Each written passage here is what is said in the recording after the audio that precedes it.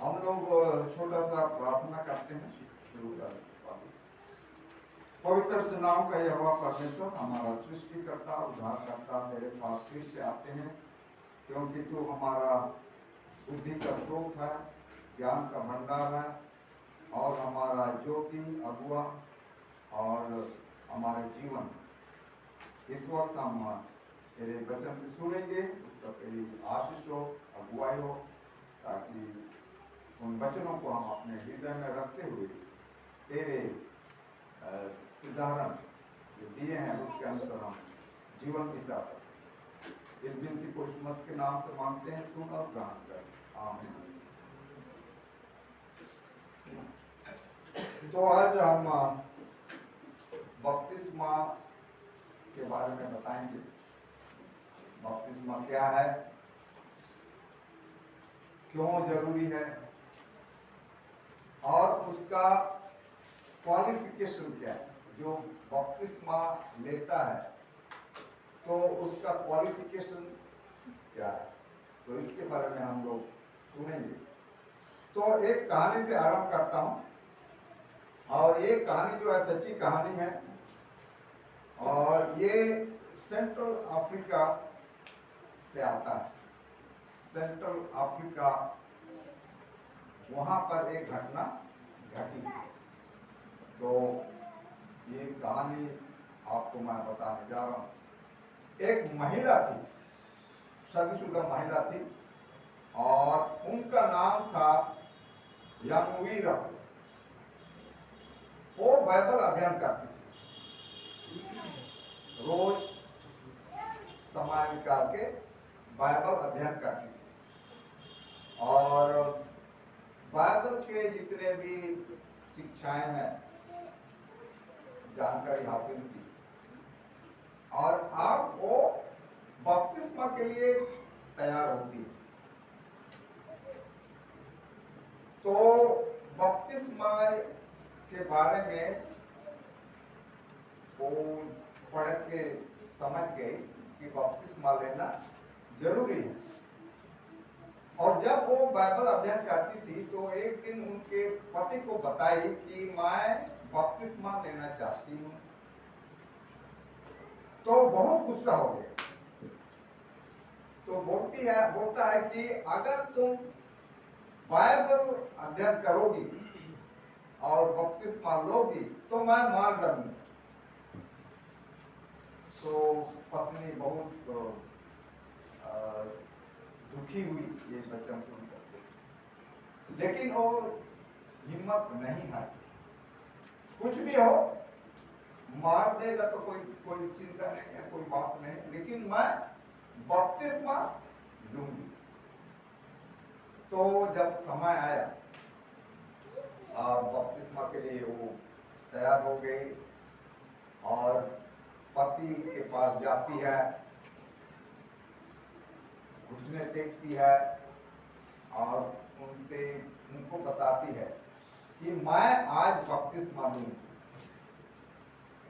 मैं आज बपतिस्मा लूंगी। ये कह करके वो चली जाती है और उसका बपतिस्मा हो गया। उसके बाद घर आती है और नेचुरली डरी हुई थी कि अब क्या होगा, और ये उनके मन में वो विचार आ रहा कि मैं यीशु मसीह के लिए अपना जान दे दूंगी आज, क्योंकि पति जो है मुझे मार डालेगा। कोई बात नहीं, मैं ईश्वर के लिए, ईश्वर का नाम के लिए मैं जान देने को भी तैयार हूं। तो इस तरह से आती है और घर घुस जाती है, और घर में जो हथियार था, धार उजाले या तो कुछ भी हो, जो भी हथियार था, उसको लेती है और पति के पास जाती है और पति को कहती है कि लो, मैं बपतिस्मा ले ली हूं, आप मुझे मार डालो। क्योंकि वो कहा था कि अगर तुम बपतिस्मा लोगे तो मैं मार डालूंगी। तो इसलिए कि आप तो ये तो खत्म खत्म कर देगा, इसलिए वो तो जाती है और गुजारी देती है, आप मुझको मार कर। लेकिन पति नहीं मारे, पति जो है नहीं मारे। उसके बाद जो है हम पाते हैं कि दोनों ये साथ में रास्ते में, उसके बाद ऐसा समय हुआ कि पति भी कन्वर्ट, पति भी कन्वर्ट। तो ये सच्ची घटना है। तो बपतिस्मा क्यों, बपतिस्मा क्या चीज है, तो आज आपको मैं बताऊंगा कि बपतिस्मा क्या चीज है, उसका मीनिंग क्या है और उसके लिए क्वालिफिकेशन कैसा होना चाहिए, क्या होना चाहिए, तो इसके बारे में। तो बपतिस्मा एक यूनानी शब्द से आता है, बैप्टिज़ो। उसका मतलब किसी भी चीज को पानी में डुबाना, पूरी तरह से पानी में डुबाना, तो ये बैप्टिज़ो का अर्थ है। तो इसी शब्द से बपतिस्मा आया है। हिंदी में हम बपतिस्मा कहते हैं, इंग्लिश में बैप्टिज्म करते हैं। तो अब हम लोग देखेंगे कि बपतिस्मा क्यों देना चाहिए, क्यों लेना चाहिए, इसके बारे में हम लोग को देखेंगे। पुराने नियम में बपतिस्मा शब्द नहीं पाते हैं, पुराना नियम में बपतिस्मा शब्द नहीं पाते हैं। तो इसका मतलब ये नहीं कि पुराना नियम के लोग बपतिस्मा नहीं लिए, ऐसी बात नहीं, क्योंकि बपतिस्मा के लिए विश्वास जरूरी है, विश्वास जरूरी है। तो हमारे जो अगुए हैं, थियोलॉजियंस हैं, विज्ञानी लोग हैं बाइबल के, तो उनका कहना है कि पुराना नियम में भी बपतिस्मा हुआ। जैसे नूह परमेश्वर का वचन पर विश्वास किया और जहाज में प्रवेश किया, बारिश आई और सारे चीजें नष्ट हो गई, लेकिन नूह और उसके परिवार और जो भी उस जहाज में प्रवेश किए थे नष्ट नहीं। तो ये भी एक बपतिस्मा का प्रतीक है, ये भी बपतिस्मा का प्रतीक, क्योंकि विश्वास विशेष चीज है बपतिस्मा। उसके बाद हम लोग पाते हैं इस्राएली लोग जब मिस्र से निकल के आ रहे थे तो रास्ते में लाल समुद्र था, भरा हुआ था पानी से, आप उसमें कैसे पाओगे? तो वहां भी विश्वास दिखाई देता है। जब मूसा ने छाड़ी से मारा और लाल समुद्र दो भाग हो और सूखी जमीन से इस्राएली लोग नदी लाल समुद्र को पार, तो ये भी एक बपतिस्मा का प्रतीक है। और हम लोग यहूदी का जो मंदिर हुआ करता था, सिनेगॉग हुआ करता था उस जमाने में, तो आर्कियोलॉजिस्ट खोज निकाले हैं कि सिनेगॉग के अंदर या तो बाहर में बपटिस्टी सब पाई, बपतिस्मा देने वाला हौदा, तो ये चीज सब पाया गया है। आर्कियोलॉजिस्ट ने इसको खोज करके निकाला, इसलिए हम लोग जानते हैं कि पुराना नियम में भी बपतिस्मा हुआ करता था। लेकिन जब नया नियम में हम लोग आते हैं तो साफ साफ लिखता है यीशु मसीह खुद बपतिस्मा लिया। यूहन्ना जो बपतिस्मा देने वाला, यूहन्ना बपतिस्मा देने वाला, जॉन द बैप्टिस्ट इसको इंग्लिश में, वो जर्दन नदी में बपतिस्मा देता था, जर्दन नदी में बपतिस्मा देता था और लोगों को प्रचार करता था, मन फिराओ, अपने पापों से मन फिराओ और बपतिस्मा लो।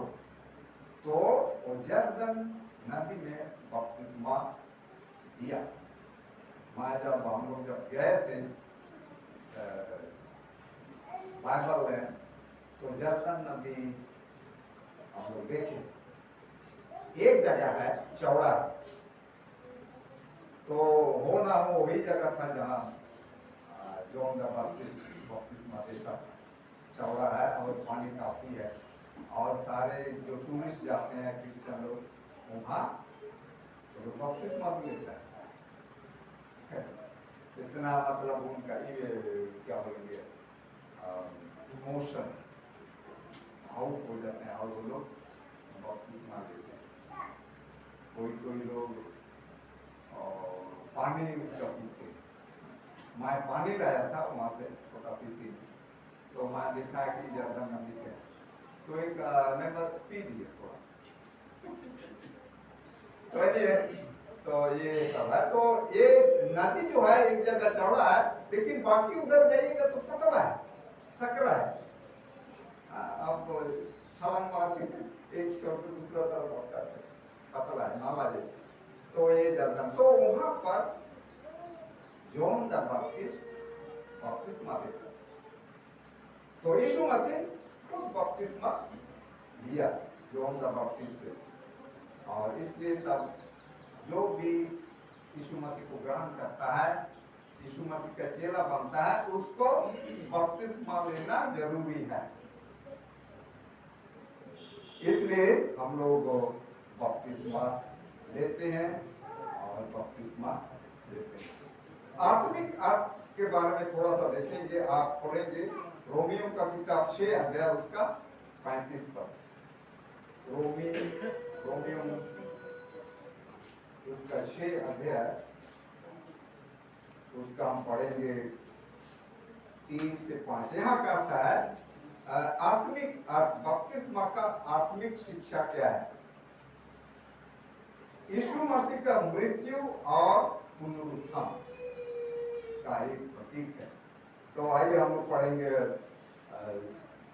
6 अध्याय उसका 3 से 5। यहाँ कहता है, क्या तुम नहीं जानते कि हम सब जिन्होंने मसीह यीशु का बपतिस्मा लिया, उसकी मृत्यु का बपतिस्मा लिया। यीशु मसीह का मृत्यु का बपतिस्मा लिया, अतः उस मृत्यु का बपतिस्मा पाने से हम उसके साथ गाड़े गए। उसके बाद आगे कहता है, ताकि जैसे मसीह पिता की महिमा के द्वारा मरे हुओं में से जिलाया गया, वैसे ही हम भी नए जीवन की सी चाल चले। तो यहाँ पर हम लोग देखते हैं कि बपतिस्मा मतलब डुबाव का बपतिस्मा।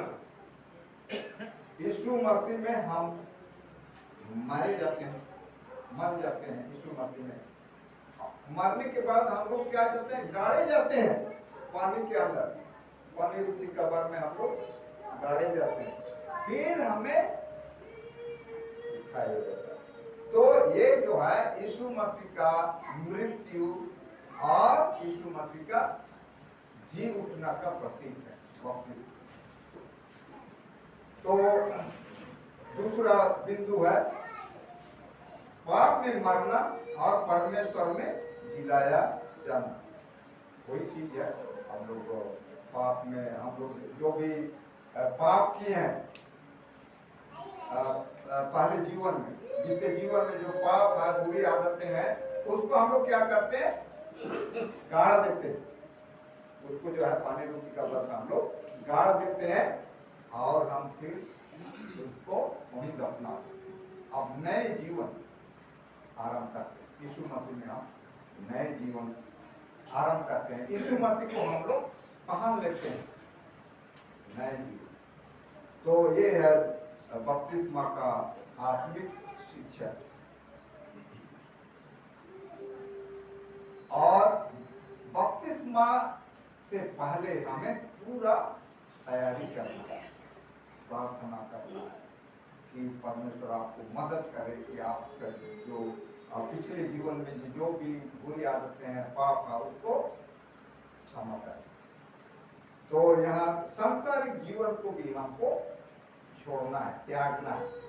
सांसारिक जीवन, सांसारिक तौर तरीके से ओढ़ना, पहनना, खाना पीना जो संसार करता है, सांसारिक लोग करते हैं, उस सबको भी हमको त्यागना है, छोड़ना है।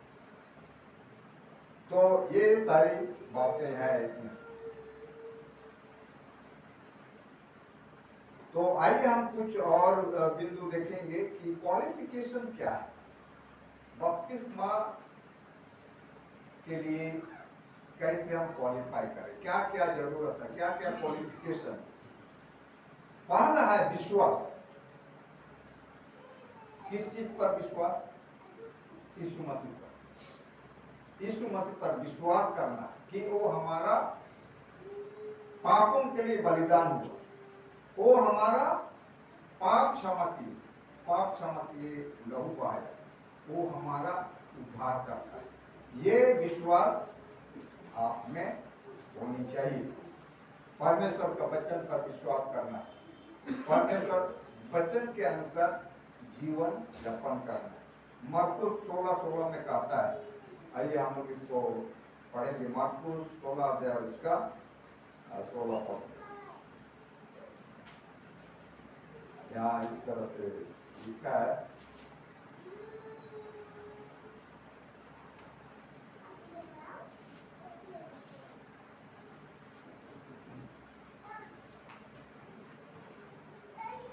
ओके 16 पद में कहता है,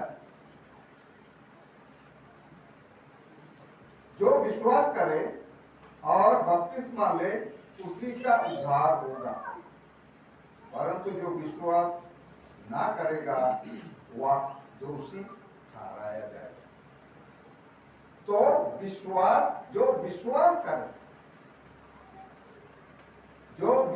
करे और बपतिस्मा ले उसी का उद्धार होगा। तो ये उद्धार से भी कनेक्टेड है, बपतिस्मा उद्धार से भी कनेक्टेड है, क्योंकि इसमें विश्वास आता है। पहले तो विश्वास आता है, फिर बपतिस्मा।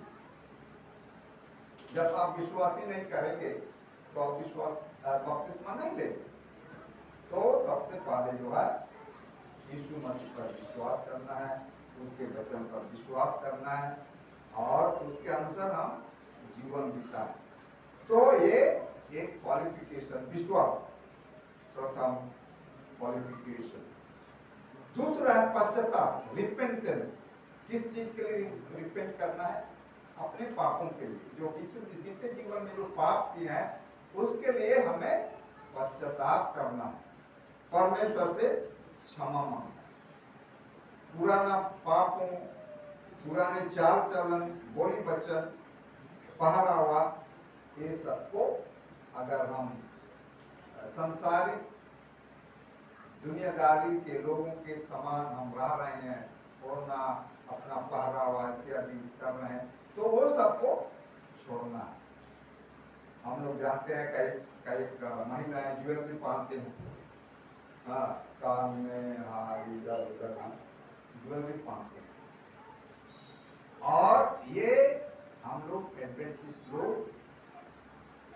नहीं पहनते, क्योंकि बाइबल में हम लोग नहीं पढ़ते। इस्राएली लोग एक समय व्यवहार किए जब मिस्र में थे, क्योंकि वहां इतना साल से थे, वो लोग ईश्वर को भी भूल गए, परमेश्वर का आज्ञा को भूल गए, इसलिए एक सांसारिक दुनिया में जी रहे थे। लेकिन जब वहां से निकल के आते हैं तो ये सारी बातें फिर से परमेश्वर उनको सिखाए। ओढ़ना पहनना, जब याकूब जब जा रहे थे अपने परिवार के साथ वर्शिप करने, तो उनके बेटियां ज्वेलरी पहने थे, तो उनको कहा कि ये उपासना में बाधा देगा।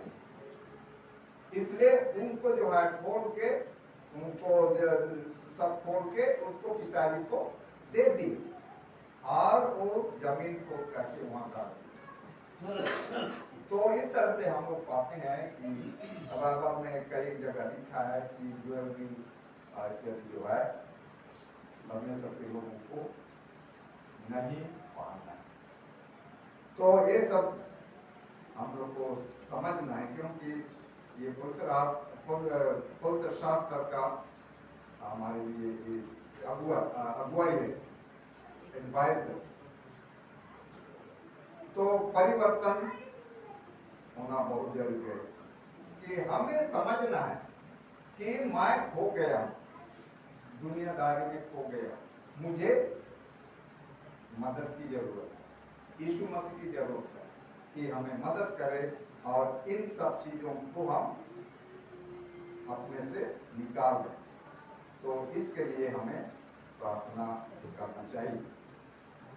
बिना परिवर्तन के यीशु के साथ रिश्ता नहीं जोड़ सकते। जब तक हम परिवर्तन नहीं होते हैं तो हमारा रिश्ता यीशु मसीह के साथ नहीं होगा। इसलिए परिवर्तन की जरूरत है। जब हम परिवर्तन हो जाते हैं तो हम यीशु मसीह के साथ हो जाते हैं, यीशु मसीह का परिवार में हम मिल जाते हैं। तीसरा क्वालिफिकेशन, पश्चाताप का फल दिखाई देना चाहिए। हम मुंह से तो खुद हम पश्चाताप कर दिए, हम पश्चाताप कर दिए हैं, क्षमा मांग लिए, तो क्या हमारे जीवन में वो पश्चाताप का फल दिखाई दे रहा है, बदलाव दिखाई दे रहा है? तो ये जरूरी है कि अपना जीवन में सुधार दिखाई देना चाहिए। दूसरे लोग देखे कि हाँ ये आदमी सुधर गया, परिवर्तन हो गया। तो इस तरह से जो फल दिखाई देना चाहिए। आइए हम लोग एक पदस्थल पढ़ेंगे, मत्ती 3 उसका 8 पद। मत्ती 3 उसका 8 पद में हम लोग देखेंगे क्या कहता है।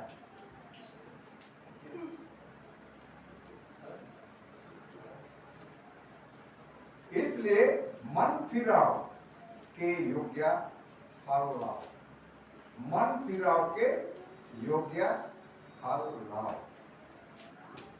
मतलब अगर आप मन फिरा लिए, पश्चाताप कर लिए, मन फिराए, तो आपको फल लाना जरूरी होगा। फल आप में दिखाई देना चाहिए।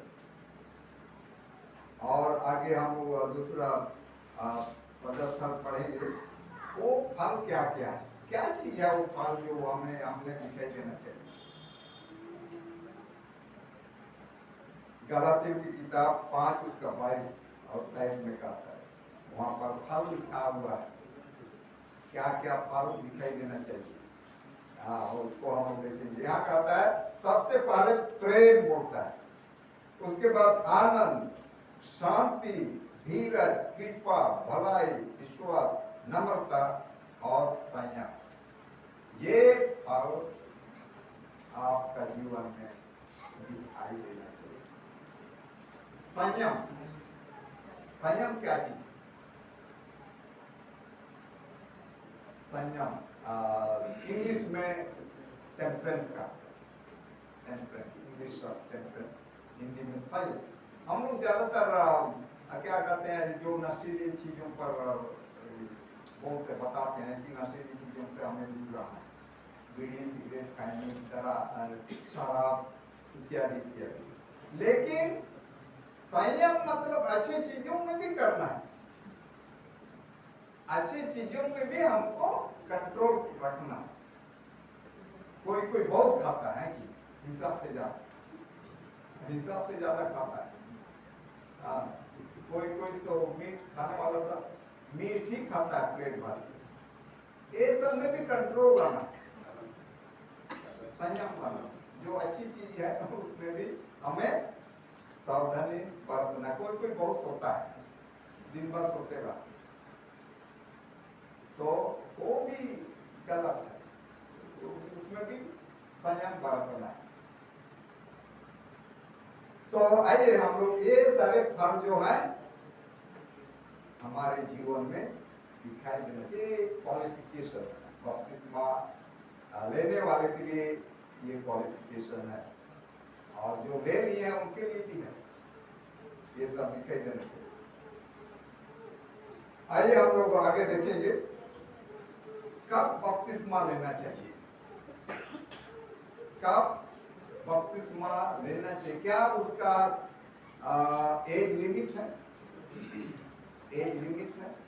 यीशु मसीह बपतिस्मा कितने बरस में लिए थे? उसका उम्र क्या है?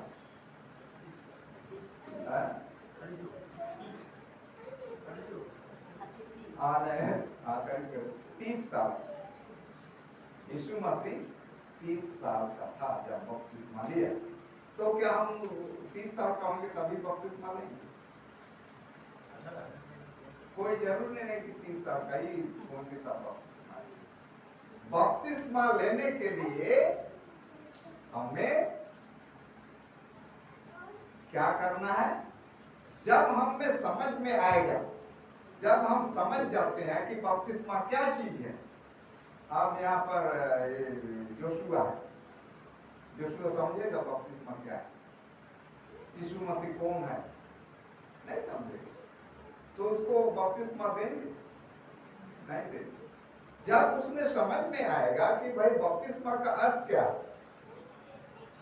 बपतिस्मा क्या चीज है, यीशु मसीह कौन है, और हमारे जो पवित्र मतलब हमारे जो मंडली के जो सिद्धांत है, अभी 28 सिद्धांत है, उसको पालन करता है कि 28 बिलीफ जो हमारा चर्च का है, तो उसको सिखाना है। वो विश्वास करता है कि नहीं?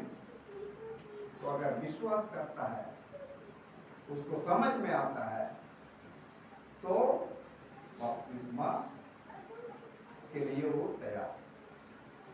तो बच्चों को, छोटे बच्चों को हम लोग नहीं दे सकते हैं, क्योंकि वो लोग नहीं जानते हैं क्या क्या बपतिस्मा क्या चीज है। तो इसलिए बपतिस्मा के लिए तब तैयार होते हैं जब हम समझते हैं, पवित्र शास्त्र को समझते हैं, यीशु मसीह को समझते हैं, बपतिस्मा का अर्थ समझते हैं। तो जब सब समझ में आता है तो हम लोग निर्णय लेते हैं कि मैं बपतिस्मा लूंगा। तो ये है। उसके बाद अब हम देखेंगे किस तरह का बपतिस्मा लेना है, किस तरह का बपतिस्मा लेना है। बाइबल में एक ही तरह का है, एक ही बपतिस्मा है। इफिसियों का किताब 4 उसका 5 पद में आप अगर पढ़िएगा, वहां तो कहता है एक ही देह है, एक ही प्रभु है, एक ही बपतिस्मा, एक ही बपतिस्मा है। और वो बपतिस्मा कैसा है? जैसे यीशु मसीह बपतिस्मा लिया, वो बपतिस्मा। क्योंकि अभी लोग दूसरे तरह से भी बपतिस्मा लेते हैं, पोरिंग बोलते हैं, पानी उझाल देते हैं, ढाला से पानी उझालते हैं, स्प्रिंकल करते हैं। ये बाइबल में नहीं है, ये बाइबल आधारित नहीं है। जो बाइबल आधारित है डुबाव का बपतिस्मा, क्योंकि बपतिस्मा यीशु मसीह का मृत्यु, उसका गाड़ा जाना और उसका जी उठना का प्रतीक है। आप छिड़का दीजिए तो उसका क्या मतलब है? पानी उसके ऊपर उधार दिया तो क्या मतलब? कोई मतलब नहीं। तो इसलिए बाइबल में एक ही बपतिस्मा का चर्चा है, और वो है डुबाव, क्योंकि यीशु मसीह उसी तरह का बपतिस्मा लिया, जॉन द बैप्टिस्ट उसी तरह का बपतिस्मा लिया। तो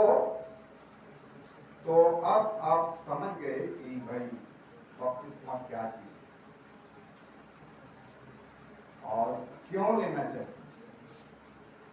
इसलिए कि इस यह उद्धार से संबंध है। यीशु मसीह खुद बपतिस्मा लिया, यीशु मसीह खुद आदेश दिया। यीशु मसीह जब स्वर्ग जाने से पहले, जब स्वर्ग जा रहा था, उस समय ये आदेश दिया अपने लोगों को, और वो आदेश हमारे लिए भी लागू होता है। तो आइए हम लोग देखेंगे कि क्या आदेश है। मत्ती का किताब खोलिए, उसका 28 अध्याय, मत्ती 28 उसका हम लोग 19-20 में पढ़े, 19 और 20 पर 18 से मैं पढ़ता हूँ। यीशु ने उनके पास आकर कहा, स्वर्ग और पृथ्वी का सारा अधिकार मुझे दिया गया है, इसलिए तुम जाओ, सब जाति के लोगों को चेला बनाओ और उन्हें पिता पुत्र पुत्रात्मा का नाम से बपतिस्मा दो। ये यीशु मसीह का आदेश है हम सबके। इसलिए ये जरूरी है कि हम बपतिस्मा दें, बपतिस्मा लें, क्योंकि ये यीशु मसीह का आदेश है और यीशु मसीह को बपतिस्मा दें। तो इस वक्त हम लोग 2 कैंडिडेट हैं हमारे बीच में, और उनका बपतिस्मा हो गया है, और उनके लिए हम लोग ऑलरेडी प्रार्थना कर चुके हैं, और हम लोग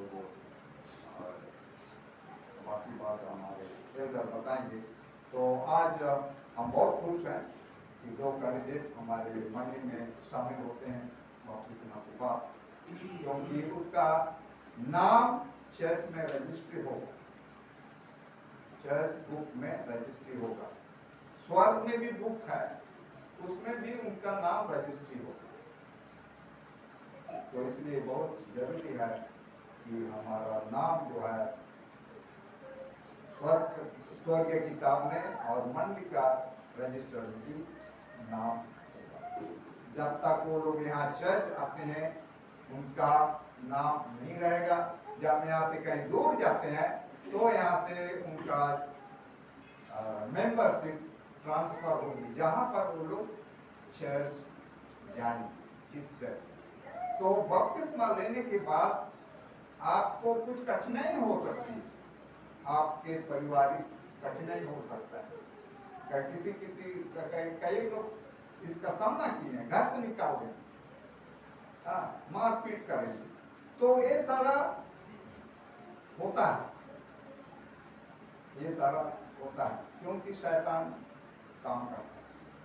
तो इसलिए हमें प्रार्थना करना है ईश्वर से कि ये सारी घटना ना हो, और मंडली को भी, मंडली से भी अनुरोध है कि ये नया बपतिस्मा लिए हैं, नया कैंडिडेट हैं, तो उनके लिए हम चर्च का पूरा अगुवाई होना चाहिए, उनका सपोर्ट करना चाहिए, और आप भी चर्च आना है, बाइबल अध्ययन करना है, और जो भी आप प्रतिज्ञा किए हैं, जैसे प्रतिज्ञा किए हैं, वो सारी बातें जो है आपको आपके जीवन में आपको लागू करना है। तो ईश्वर आप दोनों को आशीष दे, और हम जितने यहाँ पर उपस्थित हैं सब कोई को परमेश्वर आशीष दे।